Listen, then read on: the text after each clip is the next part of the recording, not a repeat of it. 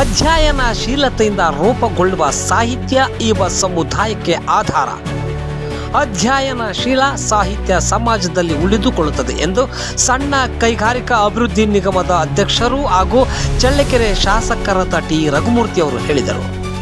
ಚಳ್ಳಕೆರೆ ನಗರದ ತಾಲೂಕು ಪಂಚಾಯತಿ ಸಭಾಂಗಣದಲ್ಲಿ ಹುಣ್ಣಿಮೆ ಪ್ರಕಾಶನ ಇವರ ವತಿಯಿಂದ ಹಮ್ಮಿಕೊಂಡಿದ್ದ ಡಾಕ್ಟರ್ ಜಿ.ವಿ. ಆನಂದಮೂರ್ತಿ ಅವರ ಕುರಿಮಲೆಯಿಂದ ಕೊಂಕಿ ಜನಮಲೆ ಅವರಿಗೆ ಕೃತಿ ಬಿಡುಗಡೆ ಸಮಾರಂಭವನ್ನು ಉದ್ಘಾಟಿಸಿ ಅವರು ಮಾತನಾಡಿದರು.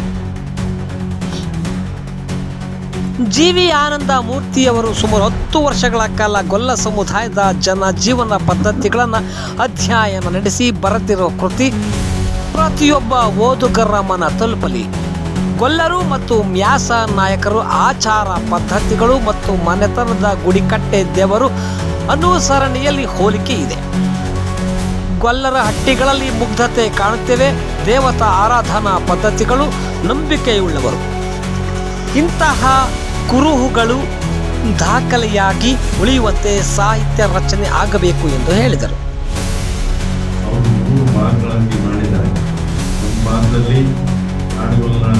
ಆಡುಗೊಲ್ಲ ಗಿರಿಗಾಯನೊಂದಿಗೆ ಪಯಣ, ಆಡುಗೊಲ್ಲರ ದೈವದ ಗುಂಪುಗಳು, ಇದೆಲ್ಲನೂ ಕೂಡ ಒಂದೊಂದಾಗಿ ನೋಡಿದಾಗ ಇದರಲ್ಲಿ ಬಹಳಷ್ಟು ವಿಷಯಗಳು ನಾವು ಚಳ್ಳಕೆರೆ ತಾಲೂಕಲ್ಲಿ ನೋಡ್ತೀವಿ. ಮತ್ತು ಚಿತ್ರದುರ್ಗ ಜಿಲ್ಲೆಯ ನಮ್ಮ ಯರಬಳ್ಳಿ ಇರ್ಬೋದು, ಜೊತೆಗೆ ನಮ್ಮ ತಾಲೂಕಿನ ಏನು ಸಾಧಕರು ಏನಿದ್ದಾರೆ ಅವ್ರ ಬಗ್ಗೆನೂ ಕೂಡ ಸಿರಿಯಮ್ಮ ಹಾಡುಗಾರ್ತಿಗ ಅವರು ಹಾಡನ್ನು ಕೂಡ ಹಾಡಿದ್ರು.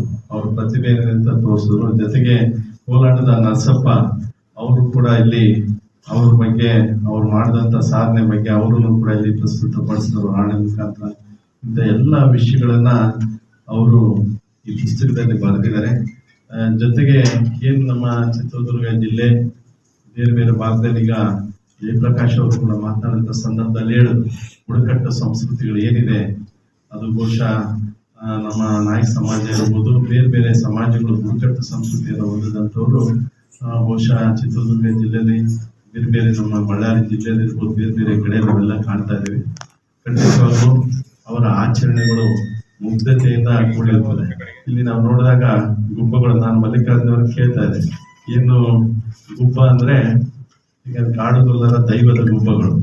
ಬಹುಶಃ ಇಂಥ ದೈವದ ಗುಬ್ಬಗಳು ನಾನು ಸ್ವತಃ, ಯಾಕಂದ್ರೆ ನಾನು ನಮ್ಮ ಪರಿಶಿಷ್ಟ ನಾಯಕ ಸಮಾಜದವರು ಕೂಡ ಇಲ್ಲಿ ನನ್ನಿವಾಳ ಭಾಗದಲ್ಲಿ ಕೆಲವೊಂದು ಹಟ್ಟಿಗಳಲ್ಲಿ ಅದೇ ತರ ದೇವಸ್ಥಾನಗಳು ಇರ್ತಕ್ಕಂಥದ್ದು.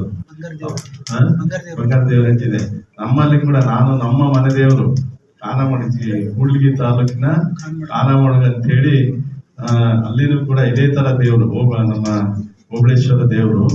ಆ ದೇವಸ್ಥಾನವನ್ನ ಇತ್ತೀಚೆಗೆ ನಾವು ಅದನ್ನ ಕಟ್ಟಿದ್ದೀವಿ. ಹಾಗಾಗಿ ಒಟ್ಟಾರೆಯಾಗಿ ಬುಡಕಟ್ಟು ಸಂಸ್ಕೃತಿಯನ್ನ ಏನೆಲ್ಲ ಯಾವ ರೀತಿಯಾದ ಆಚರಣೆಗಳಿದೆ, ವಿಶೇಷವಾಗಿ ಕಾಡುಗೊಲ್ಲರ ಬಗ್ಗೆ ಈ ಪುಸ್ತಕದಲ್ಲಿ ಎಲ್ಲ ಬರೆದಿದ್ದಾರೆ. ಖಂಡಿತವಾಗ್ಲೂ ನಾನು ಕೂಡ ಈ ಬುಕ್ಕನ್ನ ಓದಂತ ಕೆಲಸ ಮಾಡ್ತೀನಿ.